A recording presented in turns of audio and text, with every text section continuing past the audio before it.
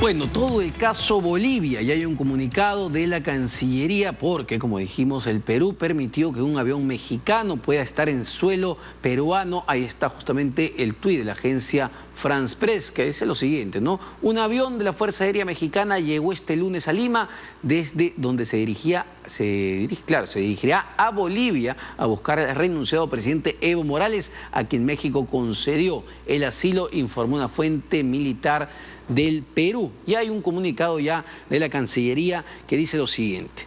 En la fecha, a solicitud del gobierno de México, se concedió permiso de sobrevuelo y abastecimiento de combustible en nuestro país a un avión oficial mexicano, el cual ha partido a las 6:30 p.m. con destino a Bolivia. Esta decisión es consistente con nuestras obligaciones derivadas de la Convención de Caracas de 1954 sobre el asilo diplomático. El gobierno del Perú reitera su compromiso con una transición pacífica y dentro del orden constitucional en la República de Bolivia, conforme a lo expresado en nuestro comunicado del día domingo 10 de noviembre. Bueno, en principio lo reveló el presidente electo de Argentina, Alberto Fernández. Estamos ya con Miguel Ángel Rodríguez Mackey, experto en temas internacionales, para que justamente entender un poco lo que está pasando y lo que está sucediendo en Bolivia.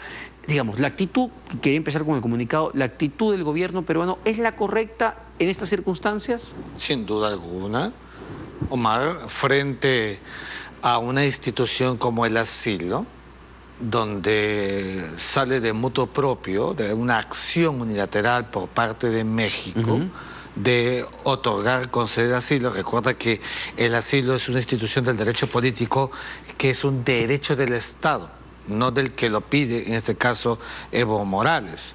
Y entonces da cuenta de que hay un avión que está en ruta hacia La Paz y el Perú es una suerte de paradero en ese itineraje.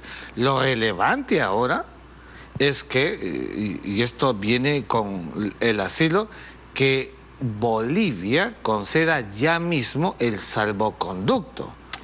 Y el salvoconducto es una prerrogativa del Poder Ejecutivo boliviano. Tiene que hacerlo porque no tendría en todo caso sentido otorgar asilo. Claro, y que en este momento, entiendo, está en manos, y corríjame si me equivoco, en manos de la vicepresidenta. Eso es correcto, la vicepresidenta del Senado boliviano.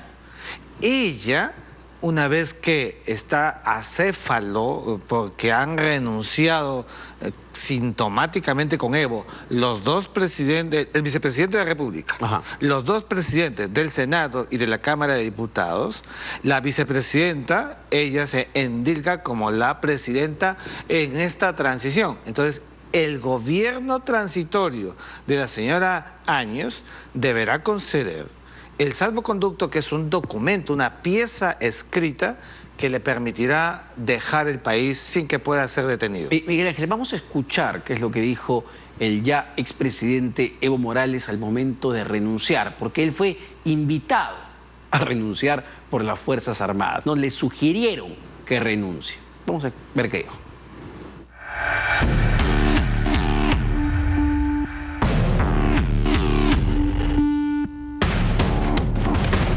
Estamos renunciando, estoy renunciando justamente para que mis hermanas y hermanos, dirigentes, autoridades del movimiento del socialismo, no sean hostigados, perseguidos, amenazados. Lamento mucho este golpe cívico y algún sector de la policía puede emplearse para atentar contra la democracia, contra la paz social, con violencia, con amedrentamiento, intimidar al pueblo boliviano.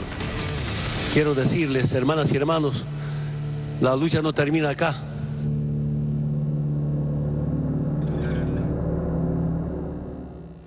Miguel Ángel, ¿esto constituye un golpe de Estado? Hemos escuchado a varios líderes en América Latina hablar de golpe, pero, a ver, claro, las Fuerzas Armadas salen en un comunicado, luego de que la OEA le dice, ¿sabes qué? Tus elecciones han sido fraudulentas, sale la Junta Militar y le dice, hermano, tienes que renunciar.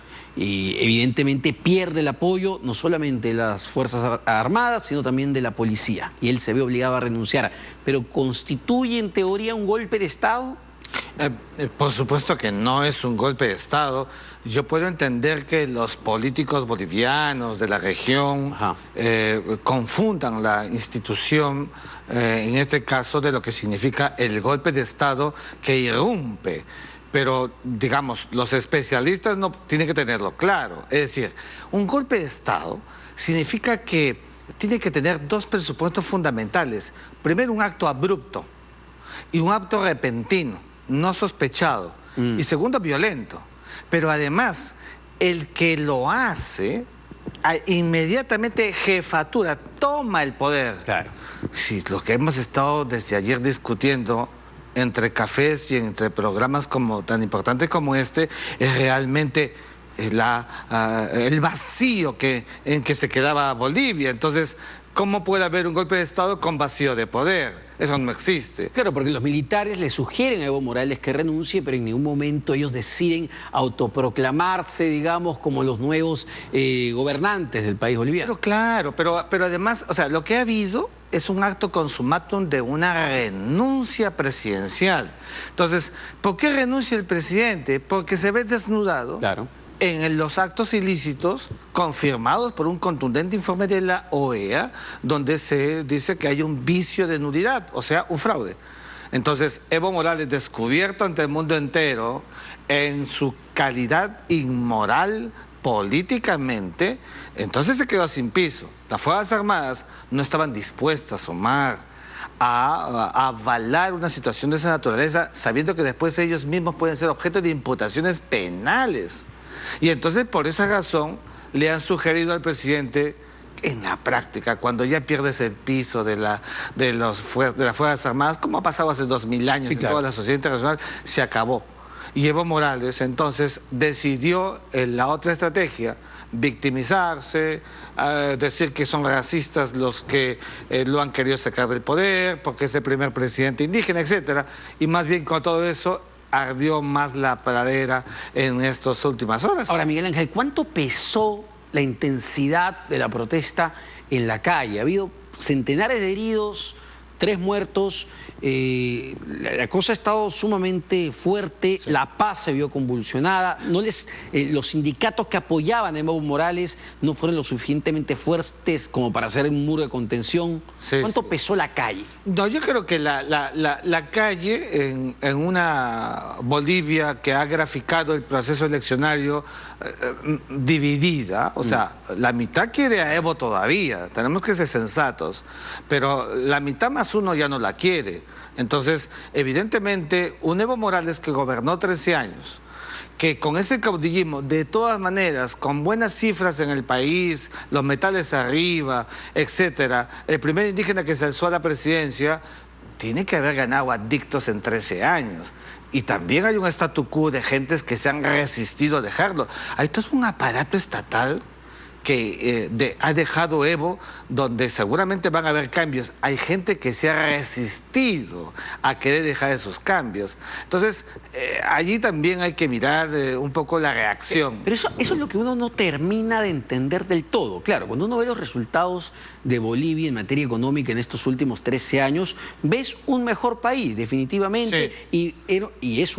Fue un presidente con un nivel de popularidad bastante alto y se pudo haber ido, digamos, entre aplausos y volver a tentar la reelección en otro momento. Pero Evo Morales decide no escuchar al pueblo boliviano cuando le dice que no querían una reelección. Mira, Omar, lo que le pasa a Bolivia con Evo Morales es un espejo más del gran drama latinoamericano en sus 200 años de historia. El caudillismo, esa suerte de querer el poder y no dejarlo, de creerse indispensables, de creer que sin ellos lo demás ya no existe, es un acto febril que lo han tenido muchos países, en el Perú también. esa es la esencia de esta suerte de ausencia de madurez política en los gobernantes de la región en 200 años. Entonces, un Evo Morales, como muy bien dices, que se alzó con aplauso en el 2006, que llevó al país a la Corte de la Haya, Chile, Sí. lo que nadie había hecho en la historia boliviana, un indígena que después estuvo con aplausos. Hazme el favor, conforme fue pasando el tiempo, vio que el poder era pues una suerte de ámbito en el que él podía hacer y deshacer, empezó a preparar todo un esquema que comienza con la negación del referéndum, luego permitiendo que el Tribunal Supremo Electoral le apruebe una figura como derecho humano para volver a postular una cosa absurda desde el derecho. Entonces, Evo Morales ya estaba obnubilado. El escenario de perder las elecciones no estaba en sus parámetros, no lo iba a aceptar.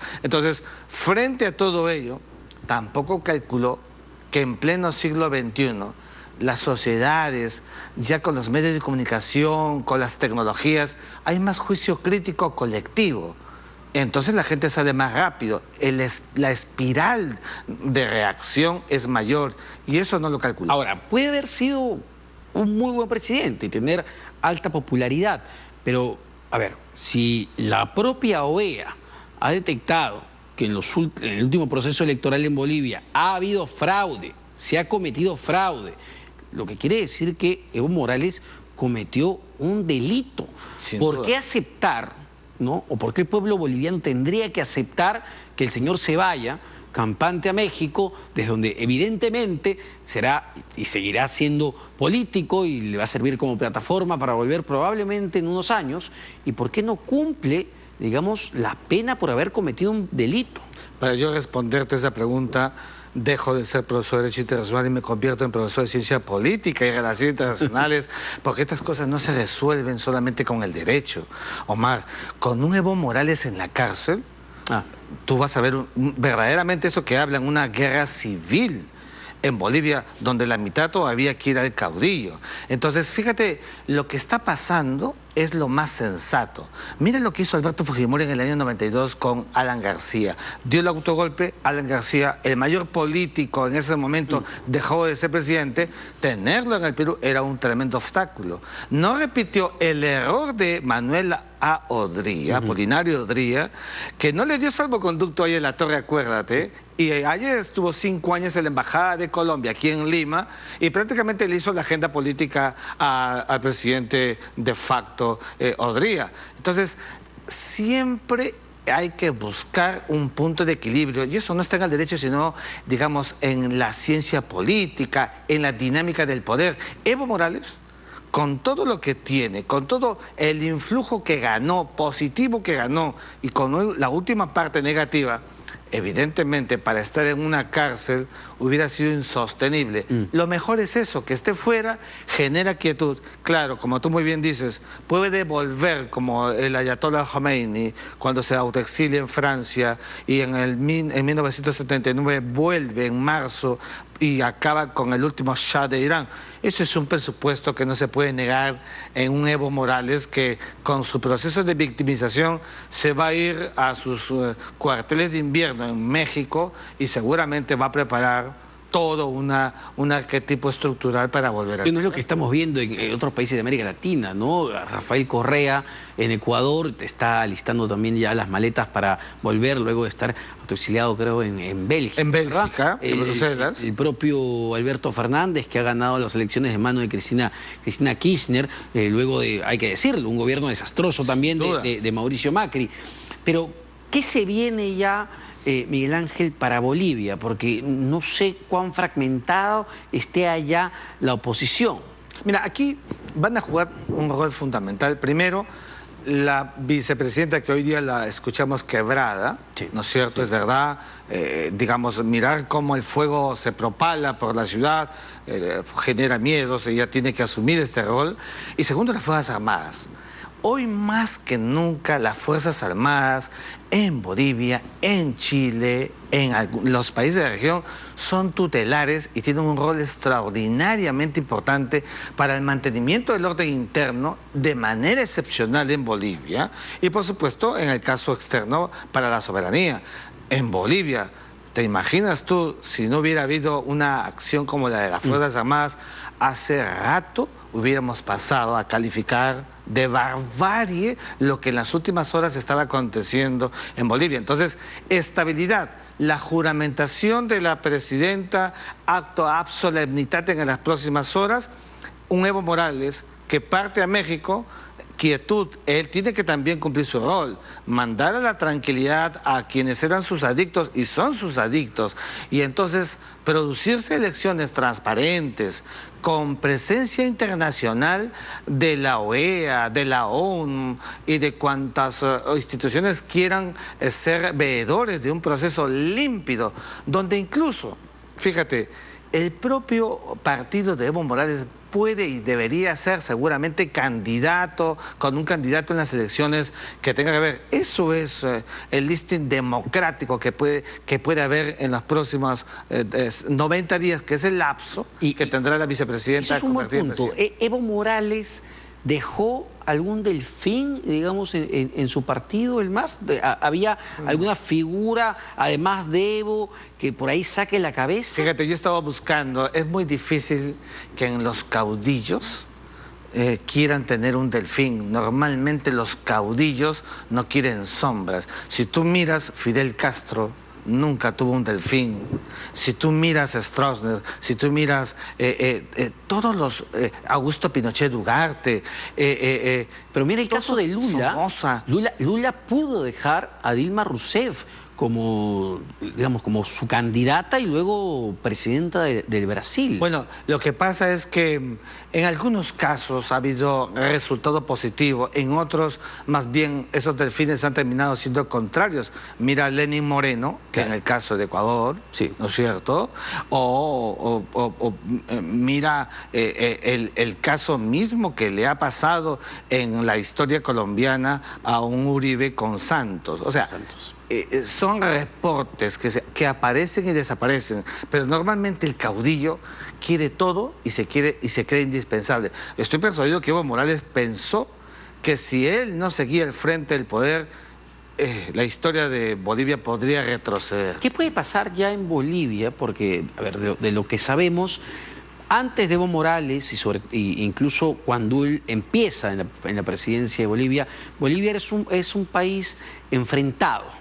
¿No? Enfrentados, siempre hemos escuchado La Paz versus Santa Cruz, los empresarios, la clase empresarial boliviana, incluso en algún momento ve con mucha desconfianza a Evo Morales, había intentos de separarse incluso de Santa Cruz, pero Evo, pese a que lo pueden calificar de un radical de izquierda, que en realidad es un tipo de líder cocalero, logra cierta convivencia pacífica sin duda en alguna, esta Bolivia. Sin duda alguna, incluso, acuérdate, para el equipo boliviano que iba a litigar en la Corte de La Haya, llevó a las cuestas a santacrucinas y gentes de otros lados citadinos urbanos, como el propio expresidente Carlos Mesa, que fue el vocero. Y Quiroga, que fue presidente y muy duro con Evo también. Es decir, Evo supo. Es verdad, cuando llega al poder, los santacrucinos lloraban, porque no lo querían. Era evidentemente dos ratios sociales, históricos sociales distintas. Y muy enfrentados. Muy enfrentados, pero con el tiempo, digamos, fueron aceptándolo. Claro, con Evo Morales, que pisó palito porque quiso eternizarse en el poder, encontraron las condiciones para acabarlo y él mismo, el propio Evo, contribuyó en su sepultura política, aunque momentánea, porque tú sabes que en política no existen muertos realmente en la eternidad, pero esa es la ratio de un Evo Morales que bajó, mira, del 38% de pobreza la bajó a 15%. Eso no se puede discutir. Eso es realismo político en el caso de Bolivia. Hasta le puso un teleférico en La Paz para contentar a los bolivianos. Y un presidente que tiene raíces cocaleras, raíces, digamos, de población rural, un presidente con esas categorías que se alzó y por el cual aplaudimos que llegara a la presidencia, siguiendo y emulando a Benito Juárez como el primer presidente indígena de América Latina, Evo de Sudamérica. Evidentemente él, como decías al comienzo, tenía todo por delante, todo un piso, y él mismo ha creado las condiciones para que se produzca unos 22 días en Bolivia que nadie hubiera querido si la sensatez hubiera primado. Miguel Ángel, permíteme un minuto porque tenemos en la línea a la periodista boliviana Priscila Quiroga para que nos cuente un poco cuál es la situación en este momento en Bolivia, luego de que ya se conoce que Evo Morales tiene el asilo del gobierno mexicano. Priscila, muy buenas noches. Buenas noches, ¿cómo están amigos allá en Perú? Muy bien, queríamos saber cuál es la situación en este momento en Bolivia. Digamos, ha vuelto a la tranquilidad después de varias semanas de protesta. ¿Cómo han tomado el hecho de que el gobierno mexicano haya decidido otorgarle el asilo a Evo Morales? Bueno, el tema del asilo es una noticia que salió en horas de la tarde, pero les puedo asegurar que en este momento los problemas más grandes que tenemos en nuestro país es la ola de violencia que se ha desatado a raíz de la renuncia del presidente Evo Morales, que se da por este informe de la Organización de Estados Americanos, de esta auditoría, donde se ha detectado que muchas cosas fueron irregulares. Tan irregulares que el propio organismo internacional no pudo avalar la elección y pide una nueva elección con nuevos vocales del Tribunal Supremo Electoral. Entonces, a raíz de eso se desata una ola de protestas, primero pidiendo elecciones nuevas, y por otro lado, cuando renuncia Evo Morales, desata también el enojo de quienes son seguidores del movimiento al socialismo y del presidente, del expresidente Evo Morales. Es decir, Priscila, en este momento, digamos, desde acá pensábamos que una vez que Evo Morales renuncie, de alguna manera la paz iba a ir volviendo al país, pero ahora vemos que es ya la gente que apoya a Evo Morales la que ha salido a protestar. Y de una manera violenta, enardecida, saquearon casas en La Paz, sobre todo La Paz el Alto. Fueron saqueadas casas, industrias, quemaron casas de periodistas, del rector de la Universidad Mayor de San Andrés, de muchas autoridades que son identificadas como quienes han promovido esta lucha contra el presidente Evo Morales. Entonces, una situación muy complicada. Desde ayer por la noche en la ciudad de La Paz y en el Alto vivimos horas de terror. Toda la jornada de hoy fue como un feriado porque no habían vehículos en la calle, no habían clases, había temor de que la gente del Alto pueda bajar, como que se anunció una marcha, y es más, estamos esperando la llegada de una marcha de miles de ciudadanos salteños que enardecidos están llegando a cercar la Plaza Murillo. ¿Y ahora? Ellos quieren evitar que se pueda instalar la sesión de la Asamblea Legislativa para poder primero leer las cartas de renuncias de Evo Morales y Álvaro García Linera, y seguir con esta sucesión constitucional que le tocaría asumir la presidencia a la senadora Yanine Áñez. Y ahora, y en este momento, Priscila, ¿dónde se encuentra? ¿Se conoce el paradero exacto del expresidente Evo Morales? ¿Él ha hecho algún llamado a la calma a sus seguidores? Solo por Twitter. Él reclama, asegura que a raíz de que se organizó un golpe de Estado, que en realidad no es así, porque todo comenzó en protesta, porque no habían claros los resultados de las elecciones. Entonces se habló de un fraude. Viene la auditoría pedida por el propio gobierno y ratifica el por qué mucha gente está más de 20 días en un paro. porque denunciaban fraude, denunciaban irregularidades y la auditoría les dijo, sí, tienen razón. Entonces, al momento que sucede eso, el presidente dice, bueno, vamos a llamar a nuevas elecciones y vamos a cambiar a los vocales. Eso ya no era suficiente para la gente. Empieza a sumarse y a radicalizarse las medidas de presión, llegando al punto de que empiezan a renunciar ministros, diputados, senadores y demás. Y a las 5 de la tarde, el día domingo, renuncia Evo Morales y el vicepresidente Álvaro García Linera. Pero una renuncia particular porque ellos aseguran que se van porque había un golpe de Estado. En ningún momento hacen referencia a la auditoría de la OEA, claro, que fue lo que desencadenó todo. Ahora, para terminar, Priscila, ¿cuál es el rol que están jugando en estos momentos complicados en Bolivia las Fuerzas Armadas, la policía, que ellos sugirieron, fueron los que le sugirieron al expresidente que renuncie? Mira, usualmente no escuchas decir que salgan militares a las calles. Sin embargo, en nuestro país, sobre todo en La Paz y el Alto, en este momento, rogamos porque salgan. Wow. Porque la violencia es tal, la gente está tan enardecida, no hay control, hay barricadas en La Paz. En este momento es como si tuvieras un campo de guerra. Las calles son desoladas, hay barricadas en cada barrio, los vecinos se han organizado para evitar que estos vándalos que están bajando puedan atacar las viviendas. Entonces, hace algunos minutos nada más, se dio una conferencia de prensa del comandante en jefe de las Fuerzas Armadas y ha anunciado un trabajo conjunto con la policía boliviana. Esta misión arranca hoy hasta que se restablezca la paz y la tranquilidad y el orden en nuestro país a nivel nacional, pero sobre todo en La Paz y el Alto y Cochabamba. Entonces, esto nos da un poco de tranquilidad a los bolivianos, sobre todo a los paseños y alteños que hemos estado viviendo la noche de ayer y esta jornada de terror. De verdad, en todos mis años nunca había vivido una cosa así. Muchas gracias, Priscila, por esta información desde Bolivia. Priscila Quiroga, periodista boliviana, narrándonos lo que es en este momento nuestro hermano país de Bolivia, totalmente complicado. Miguel Ángel, muchas gracias por acompañarnos también en Quién Tiene la Razón, experto en temas internacionales. Nos vamos a una pausa, no se vayan, porque vamos a hablar con la candidata al Congreso de la República por el partido Contigo, la excongresista Yanet Sánchez. Vamos con eso.